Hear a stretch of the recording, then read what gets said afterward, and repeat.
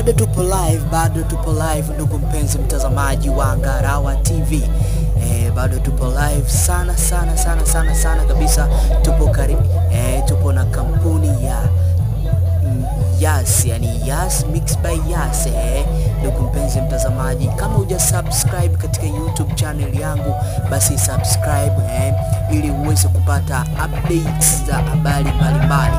Sasa hivi ikiwa ni muda wa uchambuzi, hapo naona katika screen kubwa kabisa ikiwa anachambua, ukiwa ni uchambuzi wa mpira katika mtanange huu. Ndugu mpenzi mtazamaji, mpaka nakosa maneno ya kuongea kutokana na nilivyojawa na furaha kabisa. Naona watu wamefurika, watu wametulia, watu wanasubiria mtanange huu ambao